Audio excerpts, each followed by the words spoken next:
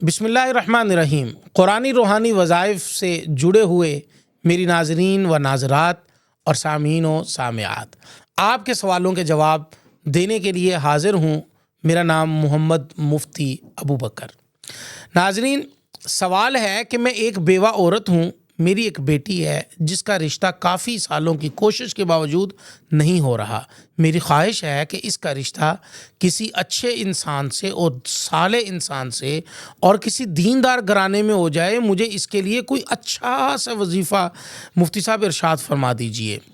پہلی بات تو یہ ہے کہ میں دل سے دعا کرتا ہوں کہ اللہ پاک آپ کی بیٹی کے لیے نیک، صالح، اچھا اور اس کی تما کے مطابق اللہ پاک رشتہ عنایت فرما دیجئے۔ دیکھیں، آپ ہر نماز کے بعد درود پاک، ہر نماز کے بعد آپ اول آخر درود پاک 11 مرتبہ، درمیان میں آپ 101 مرتبہ اللہ رب العزت کا یہ پیارا نام یا لطیف، اس کو آپ پڑھیے اور پھر اللہ سے دعا مانگ لیجئے کہ اے میرے رب، آپ ہمارے اس بیٹی کے لیے اچھا نیک صالح رشتے کا اہتمام فرما دیجئے۔ انشاءاللہ پورے 7 دن گزرنے نہ پائیں گے، کہیں نہ کہیں سے رشتے کی امید بندھ جائے گی۔